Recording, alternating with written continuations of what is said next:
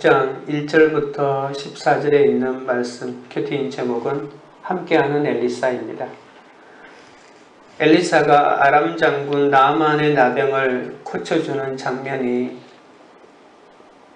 지난 주말 큐티 본문에 있었습니다. 나아만이 살해를 하고자 하자 살아계신 하나님 앞에 맹세코 예물을 받지 않겠다라고 예물을 정중하게 거절합니다. 그런데 나아만의 사원 게하시가 아람으로 돌아가고 있는 나아만 장군 일행의 뒤를 따라가 하나님의 이름을 맹세 걸면서 예물을 받아옵니다. 게하시는 하나님을 속이고 또 스승도 속이고 나아만 장군마저 속여서 완전 범죄를 꿈꾸었지만 하나님의 사람 엘리사를 속일 수는 없었습니다. 선지자를 가장 가까이에서 섬기면서도 그가 섬기는 하나님과 구원의 일에 관심이 없으니 탐심의 종이 되어 심판을 받고 말았습니다. 게하시에게 하나님은 자신의 탐욕을 채우기 위한 명분과 도구에 불과했습니다.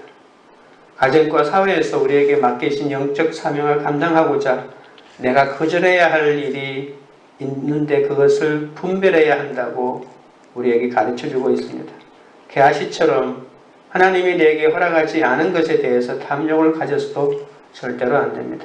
이것이 물질이든지 아니면 사람에 대한 탐욕이든지 결단코 우리는 끊어내야 합니다. 오늘 본문은 이 본문들에 이어서 하나님은 살아계신 생명체인 나아만에서 이제 생명이 없는 도끼마저도 지배하시는 분이심을 보여줍니다.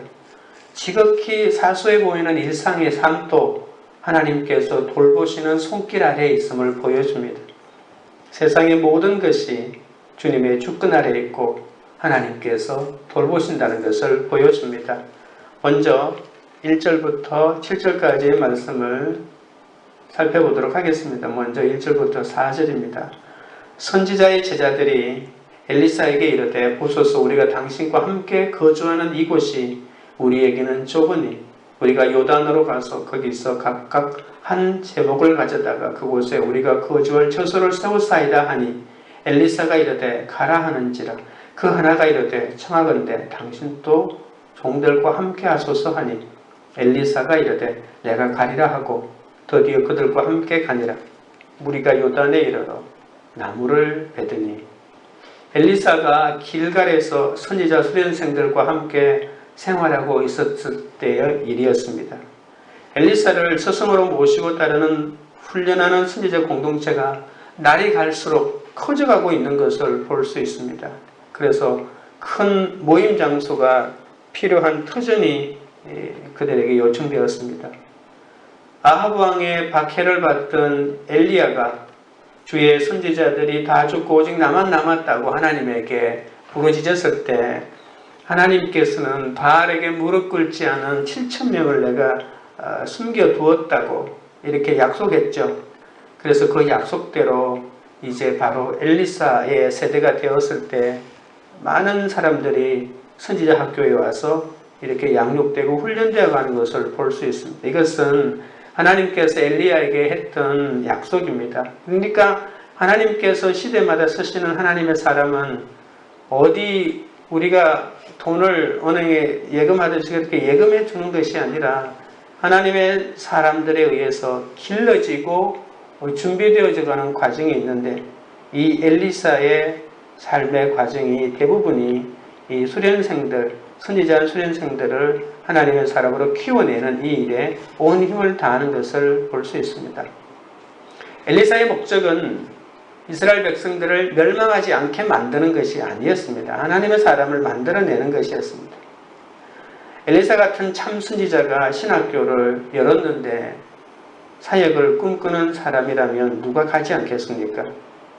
그러니까 이 당시 선지자 수련생들은 독립된 가정생활을 하는 가운데 함께 살고 함께 먹고 함께 일하는 공동체를 형성하면서 동시에 자기 가족들과 함께 살았다는 것을 볼 수가 있습니다. 그러니까 개인 가정 집도 있고 또 공동체 생활을 하는 곳도 있고 이 두 개가 같이 있었죠. 이들은 일종의 선지자 마을을 형성하면서 살았고요. 그런데 어느덧 살 공간이 부족할 정도로 큰 공동체가 됐습니다. 더 넓은 생활 공간이 필요하다고 느낀 성도들이 요단강 근처에서 집을 지을 제목을 위한 나무를 벌초하다가 벌목을 하다가 나무 베는 일에 관해서 있었던 일들의 일화를 오늘 소개시켜주고 있습니다. 5절을 보십시오. 한 사람이 나무를 벨 때에 새 도끼가 물에 떨어진지라 이에 외쳐 이르되 아하 내 주여 이는 빌려온 것이니이다 하니 그들이 목적지에 도착해서 나무를 자르다가 무리 중 한 사람이 그만 새 도끼를 강물에 빠뜨리는 실수를 하게 됩니다. 이 시대에는 철이 많이 생산되지 않았기 때문에 새 도끼가 매우 비쌌고 귀중품에 속했습니다. 철이 상대적으로 귀하다 보니까 이 철은 주로 전쟁 무기를 생산하는 데만 사용했고요. 그리고 모든 병사들이 이 새로 만든 칼을 가지고 있지 않았습니다. 어떤 문헌에 보면 왕 정도만 그리고 장군 몇 사람만 새로 만든 칼을 가지고 있었지 전쟁 무기도 칼을 가지고 있는 사람들을 싸워 상대하기가 정말 쉽지 않았습니다. 다윗도 블레셋을 멸망시키지 못한 이유가 뭐냐면 바로 이 블레셋은 철을 다룰 줄 알아서 철을 무기로 사용하는 나라였기 때문에 이 블레셋을 점령할 수 없었던 거죠. 그래서 이 철기 문명을 가진 이 나라는 그 당시에 굉장히 부강한 나라였고요. 그래서 여기에 새로 만든 이 도끼라고 하는 것은 무기를 만드는데도 힘드는데 도끼마저도 새 도끼로 만들었다고 하는 것은 이 새 도끼가 엄청나게 귀한 귀중품에 속했다는 것을 짐작할 수 있습니다. 근데 문제를 더 복잡하게 만든 것은 이 도끼가 빌려온 것입니다. 만약 이 도끼를 다시 찾지 못한다면 경제적인 형편이 넉넉하지 못한 어려운 가난한 생도들 중에서 누군가가 또 큰 빚을 질 수밖에 없습니다. 엘리사가 처음으로 기적을 베풀었던 남편이 죽은 이 선지자 생도생의 부인, 그 부인의 그 가난한 그 기름을 일으키는 기적에서 볼 수 있듯이 또 많은 선지자 생도들이 그 쇠도끼를 갚기 위해서 빚더미에 넘어가는 모습을 또 우리가 짐작할 수 있죠. 오늘날의 신학생들처럼 옛적의 선지자 생도들도 다 가난했다고 볼 수 있습니다. 절박해진 생도들이 엘리사에게 절박한 심정으로 도와달라고 부르짖는 모습을 오늘 볼 수 있습니다. 그래서 5절 뒷부분에 다시 보면 아하라고 하는 말이 들어갑니다. 아하 내 주여 이는 빌려온 것이니이다. 안 갚으면 큰일 난다는 것이죠. 6절에 하나님의 사람이 이르되 어디 빠졌느냐 하매 그것을 보이는지라 엘리사가 나뭇가지를 베어 물에 던져 쇠도끼를 떠오르게 하고 이르되 너는 이것을 집어라 그것을 집어라 하니 그 사람이 손을 내밀어 그것을 잡으니라. 마치 동화에서 나오는 장면 같습니다.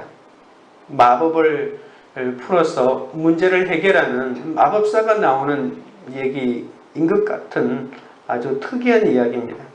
엘리사는 가난한 선지자의 어려운 사정을 읽은 다음에 도움의 손길을 내밉니다. 하나님의 구원은 이렇게 남녀노소, 신분과 빈부에 상관없이 모든 사람을 포용하는 것을 알 수 있습니다. 엘리사는 도끼가 빠진 것을 확인한 다음에 상식으로는 도저히 납득하기 어려운 특이한 일을 합니다. 나뭇가지를 베어 물속에 던져넣죠. 이 행동이 도끼를 찾는데 어떤 역할을 했는지 본문은 전혀 설명하지 않습니다. 다만 이 방법이 물에 빠진 물건을 떠올리게 하는 방법이라는 것을 알려주는 것이 아니죠. 하나님께서 역사하신다고 하는 것을 보여주고 있습니다. 본문은 엘리사를 통해서 나타나는 초자연적인 하나님의 능력을 전가합니다. 엘리사가 나뭇가지를 물에 던져넣자 놀랍게도 무거운 쇠도끼가 물 위로 떠올랐습니다. 선지자가 기도했다고 해서 물에 가라앉은 쇳덩어리가 떠오르는 이야기는 하나님의 주권에 관한 이야기입니다. 하나님의 주권에 관한 이야기로 들으면 성경 이야기가 되고 이것은 어떤 동화처럼 읽으면 또 이야기처럼 들리기도 합니다. 근데 철저하게 이 본문의 핵심은 하나님의 능력입니다. 하나님의 능력은 일상의 사소한 곳까지 임하는 놀라운 모습을 보여줍니다. 새도끼가 어떤 사람에게는 귀중한 물건이지만 하나님의 사역을 하는 엘리사의 관점에서 구속사의 이 거대한 이 파노라마 속에서 이 구속사에 관여하고 있는 하나님과 선지자가 이렇게 사소한 일에도 관여한다는 것은 놀랍습니다. 낮은 자들이 명예로운 자리에 세워지고 잃어버린 자가 찾아지고 죽은 자가 살아나는 일들이 일어납니다. 이것은 하나님께서 마리아에게 나타나서 네가 하나님의 아들을 잉태하겠다고 약속해 주었을 때 그 마리아의 창가 중에 나오는 내용이 바로 낮은 자들, 가난한 자들이 명예의 자리에 세워지고 잃어버린 자가 찾아지고 뭐 이런 약속을 해 주시죠. 예수님이 하실 수 있는 사역인데 예수님이 하시는 사역의 그림자를 미리 보여준다고 볼 수 있습니다. 하나님의 백성들은 사소해 보이는 일상의 삶에서도 이처럼 알게 모르게 하나님으로부터 말미암는 신비한 기적 가운데 살아갑니다. 하나님은 악한 세상 속에서 그분의 백성을 지키시고 보존하십니다.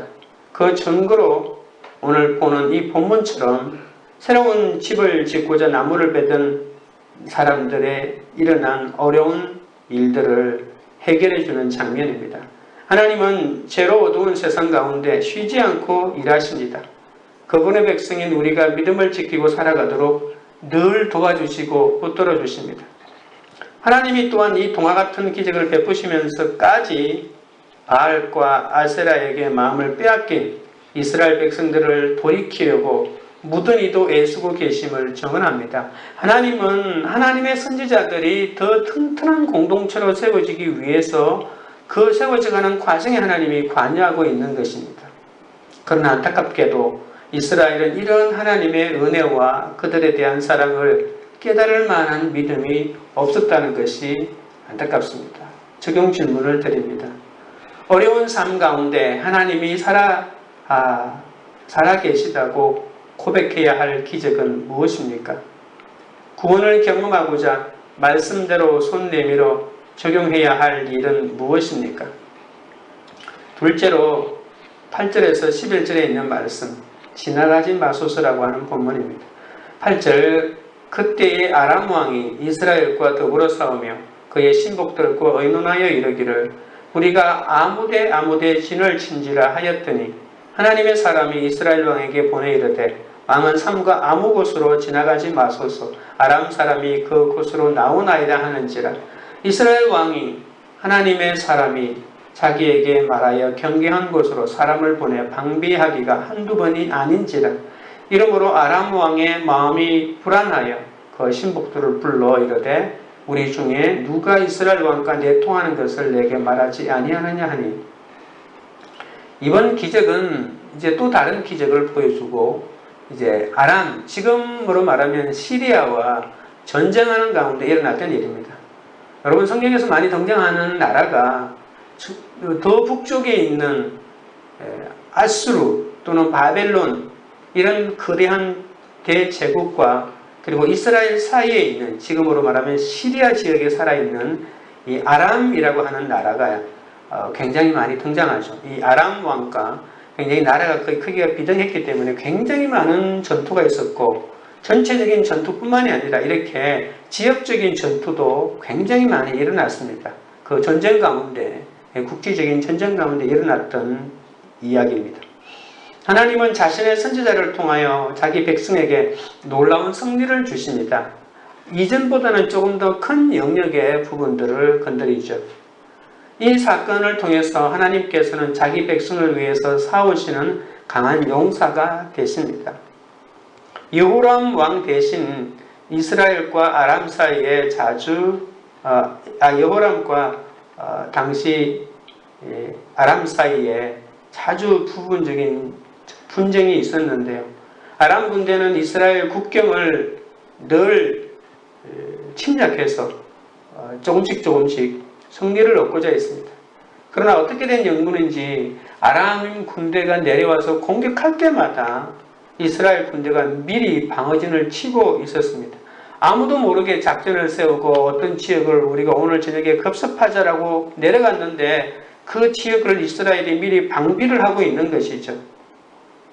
아람 왕이 깜짝 놀랍니다. 도대체 이런 일이 왜 일어나냐고. 이것은 틀림없이 우리의 기습 공격을 이스라엘이 그렇게 잘 예방하는 것으로 봤을 때 분명히 우리 가운데 첩자가 있다. 그래서 우리의 모든 군사작전을 미리 이스라엘 측에 알려주는 사람이 있으니까 그 사람들을 찾아내라고 얘기합니다. 여호람에게 엘리사가 일일이 하나님이 보여주시는 이 군사 동향, 적에 대한 정보를 알려주는 거죠. 지금은 전쟁을 치르면 비행기를 띄워서 적국에서 일어나는 모든 통신이나 이런 것들을 감청해서 적들의 작전을 알고 그에 대응하는 군사작전을 하죠. 그래서 첩보 위성이나 군사위성까지도 띄워가지고 그걸 하는데 엘리사는 가만히 집안에서 하나님이 알려주는 그 군사작전 회의, 그러니까 아람 왕들의 그 비밀 지휘소에서 일어나는 모든 일들을 일일이 알게 해주었기 때문에 그들의 작전에 적절한 대처를 할 수 있었습니다. 엘리사가 이스라엘 왕에게 사람을 보내서 아람 왕이 이스라엘과 전쟁을 하기 위해 장교들과 은밀히 세운 작전 계획을 낱낱이 알려주었습니다. 하나님이 이같이 선지자를 통해 이스라엘에게 중요한 군사적인 정보를 제공해 주시는 것은 아직도 여호와가 이스라엘의 왕이시고, 그러니까 여호람 왕은 그냥 대리에 불과하고 진짜 왕은 여호와시고 여호와가 이 전쟁을 대신 치르고 있다는 것을 볼 수 있습니다. 여러분, 우리가 지금 영적 전쟁을 일으키고 있죠. 그리고 영적 전쟁이라고 하지만 그것이 내 남편이나 또 직장이나 또 사업장이나 또 여러 가지 삶의 일상인 부분에서 일어나는 전투일 수도 있는데요. 그 모든 전쟁을 가능하시는 분은 하나님이십니다. 왜냐하면 하나님이 우리의 실질적인 주인이시고 왕이시기 때문에 우리의 전쟁은 하나님의 전쟁이기 때문에 그렇습니다. 만일 이스라엘이 오직 주님만 바라본다면 그 어떠한 나라도 이스라엘의 상대가 될 수 없음을 암시합니다. 우리가 말씀을 묵상하면 사탄의 모든 공격 계략을 미리 알 수가 있습니다. 그런데 우리와 이스라엘하고 그 당시 다른 점은 엘리사가 모든 알려준 방비를 듣고 했지만 우리는 따라가지 않는다는 거죠. 적용하지 않습니다.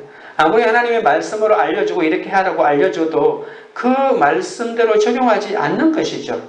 아무리 알려주면 뭐합니까? 우리가 따라하지 않는데 그러면 전쟁에서 이길 도리가 없는 것이죠.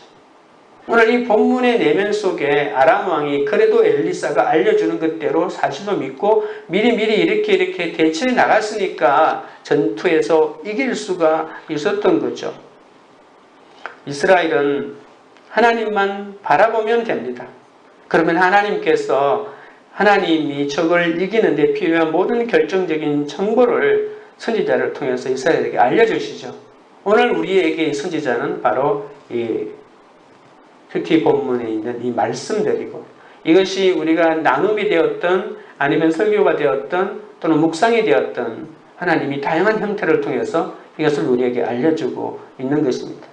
안타깝게도 이스라엘은 이러한 은혜를 경험하고도 이 사실을 온전히 깨닫지 못했습니다. 엘리사는 자신에게 그 자리에 없으면서 마치 있는 것처럼 모든 것을 아는 능력이 있음을 엘리사가 말한 적이 있죠. 이를 모르는 아람 왕은 불안해하며 신복들을 의심하지만 할 수 있는 일이 없었습니다. 아람 왕은 이 사실을 몰랐죠. 그는 자신의 부하들 가운데 이스라엘과 내통하는 사람이 있는 줄로만 알았습니다. 그러나 곧 엘리사가 가진 신비한 능력 때문에 그런 일이 일어났다는 것을 알았습니다.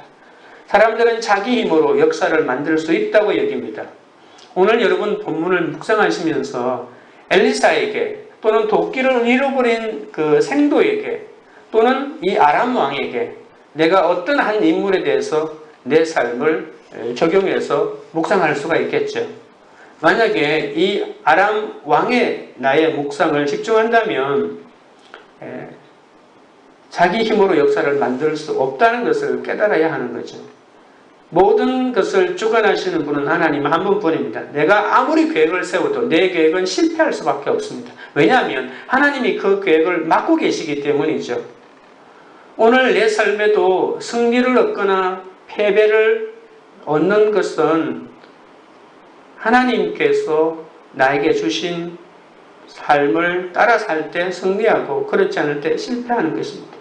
승패 자체에 너무 집착하지 마십시오. 중요한 것은 그것을 내게 허락하신 하나님의 뜻을 깨닫는 것이 더 중요합니다. 성도에게 가장 위험할 때는 오히려 승리의 순간입니다. 승리의 순간에 가장 힘든 유혹이 찾아오기 때문에 그렇죠. 교만해지기 쉽고요. 자만해지기 쉽습니다. 날마다 은혜를 구하여 하나님의 말씀에 붙잡혀 있지 않으면 승리한 그 순간에 넘어지게 되거든요. 병을 고침받는 것보다 더 중요한 것은 고침받고 난 다음에 삶이고요. 승리하고 난 다음에 삶이고 잘 되고 난 다음에 삶이고 높이 올라가고 난 다음에 삶이 더 중요하다는 것을 명심해야 합니다. 적용 질문입니다.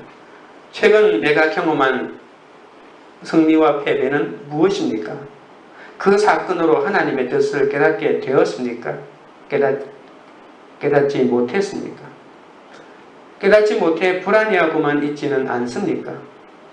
셋째로 12절부터 14절에 있는 본문, 그를 잡으리라는 본문입니다. 12절, 그 신복 중에 한 사람이 이르되 우리 주 왕이여 아니로소이다. 오직 이스라엘 선지자 엘리사가 왕이 침실에서 하신 말씀을 이스라엘의 왕에게 고하나이다 하는지라. 왕이 이르되 너희는 가서 엘리사가 어디 있나 보라. 내가 사람을 보내어 그를 잡으리라. 왕에게 아뢰어 이르되 보라 그가 도단에 있도다 하나이다. 왕이 이에 말과 병거와 많은 군사를 보내매 그들이 밤에 가서 그 성읍을 에워쌌더라. 번번이 비밀이 새나가자 아람 왕은 진상조사에 나섰습니다. 아람 왕의 신복은 어떻게 알았는지 그들의 공격 기준을 이스라엘 왕에게 미리 알려준 자가 바로 첩자가 아니라 선지자 엘리사라고 보고합니다.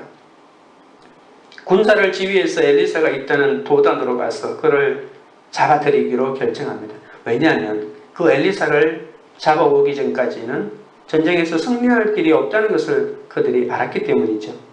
아람 왕은 엘리사 한 사람을 사로잡기 위해 그가 있는 도단으로 큰 규모의 말과 병거로 무장한 많은 군대를 보내 그 성읍을 에웠습니다. 모든 승패와 역사를 주관하시는 하나님을 알지 못해서 불안해하던 그 아람 왕이 이제는 스스로 문제를 해결해 보고자 군대를 보냅니다. 오늘 이 본문에서도 스스로 문제를 해결하고 하는 우리의 모습을 볼 수 있죠.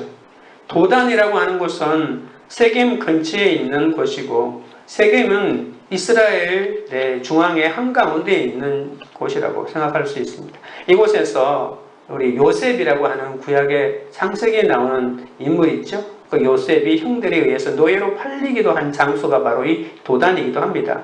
엘리사는 선지자에 불과하지만 큰 군대에 비교할 만한 능력이 그에게 있었다는 것을 압니다. 그래서 아람 왕이 그를 잡기 위해서 한두 사람 보내서는 택도 없고 엄청난 군대를 파병해야 한다는 것을 알았습니다. 하지만 아람 왕은 엘리사의 능력을 알고서도 그를 잡으려는 계획이 무모하다는 사실은 알지 못합니다. 수많은 군대를 보내서 엘리사를 잡을 수밖에 없다는 것은 알았지만 그러나 엘리사를 이상한 방법으로 군사정보를 알아내는 신통한 스파이 정도로만 생각하는 것 또한 오산입니다. 만일 엘리사가 그들이 가장 은밀한 곳에서 진행하는 작전회의도 모두 엿듣고 있다면 그를 잡으려고 하는 이 계획마저도 이 선지자가 모를 리가 없지 않겠습니까? 엘리사는 이미 그를 맞이할 계획을 세워놓았습니다. 이 사실을 아람 왕만 모릅니다. 물론 내일 본문에 가면 게하시도 여전히 영적인 눈이 뜨이지 않아서 모르기는 마찬가지죠. 왕들은 결코 선지자들을 무력으로 침묵할 수는 없습니다. 그것은 하나님이 허락하지 않기 때문입니다. 하나님 중심, 말씀 중심으로 생각하지 않으면 상황에 따라서 우리는 이리저리 요동할 수밖에 없습니다.